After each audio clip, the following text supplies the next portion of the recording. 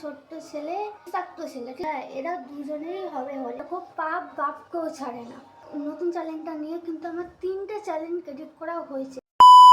Hello everyone, welcome to another blog. এটা আমার new challenge দিয়ে এই ভিডিওটা আমাকে পোস্ট দিতে হচ্ছে, কারণ কিছু কারণবশত আমার আগের চ্যানেলটা কেউ ইউটিউবের কাছে আবেদন করে সেটাকে বন্ধ করে দেয়। তো সেটাতে আমার কোনো দুঃখ নাই, কারণ ওটাতে আমার একটা ভিডিও হঠাৎ করে ভাইরাল যায়, মানে 5 থেকে 10 হাজার ভিউটা জানি তোমাদের কাছে ভাইরাল নয়, কিন্তু নতুন যেহেতু ইউটিউবে আছি, 1 বছর আগের চ্যানেলটা, মানে 1 বছরের চ্যালেঞ্জ, তো ওই চ্যালেঞ্জটা আমার বন্ধ করে দেয় কেউ আবেদন জানায়। এটা কোনো ব্লগারেরই কাজ, এটা কার কাজ না কাজ সেটা তোমরা থাম্বনেল আর টাইটেল দেখে আশা করছি বুঝে গেছো। এই কারণটা হচ্ছে ওই ভিডিওটা, মানে একটা ভিডিও পোস্ট করেছিলাম জাস্ট নর্মাল, আমার ভিডিওটা বাইরে বেরিয়েছিলাম, বাইরে বেরোনোর ভিডিওটা বাইরে বেরিয়ে করা বটে, কিন্তু ভিডিওটার থাম্বনেল আর টাইটেল ছিল সাধ্য বাড়ি স্পেশাল ব্লগ বলে, কিন্তু আদৌ ওটা সাধ্য বাড়ি কোনো ব্লগ ছিল না, ঠিক আছে। তো ওটা জাস্ট নর্মাল একটা কমেডি ভিডিও বলতে পারো, ঠিক আছে। এটা নর্মালি পোস্ট করেছিলাম, আমি ভাবিও নি যে এই ভিডিওটার জন্য কখনো আমার চ্যানেল এরকম চলে যাবে বা কিছু। এবার মেন কথায় আসি, যা গেছে তো গেছে, সেটা নিয়ে ভাবতে চাই না, কারণ কষ্ট করলে আমি এই চ্যালেঞ্জটাও দাঁড় করাতে পারবো, সেটা আমি জানি।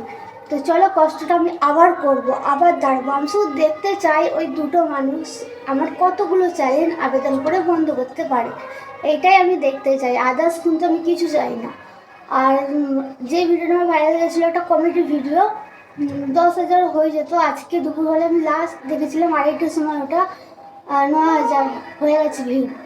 এবার আমি ভেবেছিলাম বিকেলবেলা 5টা কি 6টার মধ্যে ওটা হয়ে যাবে 10K কমপ্লিট। তো আমি যখন 4টের সময় ফোনটা নিয়ে যখন আমি চ্যালেঞ্জের খুলতে যাই, ইউটিউবটা খুলতে যাই বা স্টুডিওটা ওপেন করতে যাই, তখন দেখি ওইখানে আমার স্টুডিওতে দেখাচ্ছে চ্যালেঞ্জটা নেই, চ্যালেঞ্জটা আর নেই।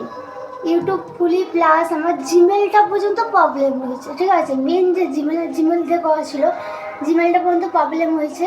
তো আমার আলাদা জিমেল আছে, অ্যাডজাস্ট হয়ে যাবে, নতুন চ্যানেলও ক্রেডিট করা হয়ে গেছে যে কারণে। এবার সাধ্যবাড়ি ব্লগের ভিডিওটার ডেসক্রিপশানে মানে কিছুটা লেখা, ঠিক আছে, কিছুটা লেখা এই মেয়েটার এই ভিডিওটা থেকে কিন্তু আমার নেওয়া হয়েছিল, কিছুটা ক্যাপশন আমি নিয়েছিলাম, ঠিক আছে। সেইখানে কিন্তু এই মেয়েটা মানে ট্যাগ করেছিল ছোট্ট ছেলে থাকতো ছেলে, ঠিক আছে, এই দুজনকে ট্যাগ দিয়েছিল। তো সেই ট্যাগগুলো আবার রয়ে গেছে, ওতে ডেসক্রিপশনে ট্যাগগুলো থেকে গেছিলো। তো থেকে যাওয়া আমার আন্দাজ ইউটিউবার ছাড়া আদার্স নন পাবলিক বা যারা অডিয়েন্স, তারা কিন্তু আবেদন করলেও, যতই আবেদন করুক, ইউটিউব কিন্তু কখনোই চ্যানেল বন্ধ করে না আমার যতটা জানা, ঠিক আছে। এই নতুন চ্যানেলটা নিয়ে কিন্তু আমার 3টে চ্যালেঞ্জ ক্রেডিট করা হয়েছে।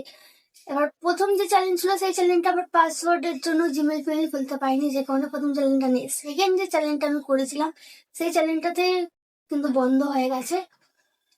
এবার আমি বিষাক্ত ছেলে আর ছোট ছেলেকে আমি একটাই কথা বলতে চাই, তোমাদের সাথে তো তোমার পার্সোনাল কোনো শত্রুতা নেই। যদি তোমাদের সাথে আমার পার্সোনাল কোনো শত্রুতা থাকতো, তাহলে আমি মেনে নিতাম, হ্যাঁ তোমরা ইউটিউবের কাছে আবেদন করেছো, তাই আমার চ্যানেল বন্ধ করে দিয়েছে, আমি আমার ভুল স্বীকার করে নিতাম।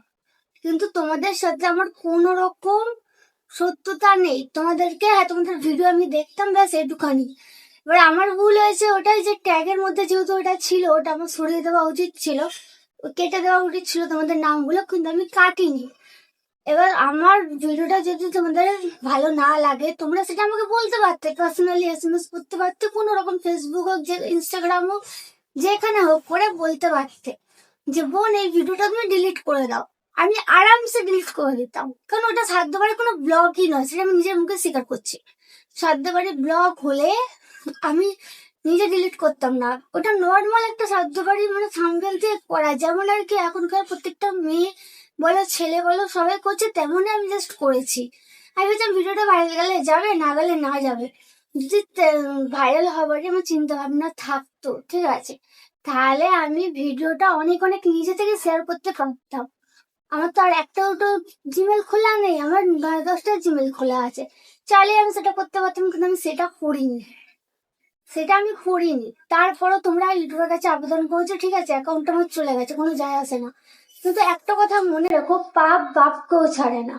আজ তুমি আমার ক্ষতি করেছো, তোমরা যত বড় রোস্টারই হও না কেন, যতই টাকা ইনকাম করো না কেন, তোমাদেরও কিন্তু এর শাস্তি হবে। কেউ না কেউ তোমাদের চ্যানেলও খেয়ে বসবে। একবার তো মনে আছে, ছোট ছেলের চ্যানেল বাংলাদেশ থেকে খেয়েছিল, আবারও খাবে, চিন্তা নেই। কারণ মানুষ মানুষের পাশে থাকে, তোমরা হচ্ছে জানোয়ার। তোমরা জানোয়ার থেকে কিছু কম নয়। আমার ভিডিওটা এতটাই, আর আমি যদি কোনো ভুল কথা বলে থাকি অবশ্যই ক্ষমা চাইছি তোমাদের কাছে। আর আমার ভিডিও যদি তোমাদের ভালো লেগে থাকে, লাইক কমেন্ট করো। চলো টাটা।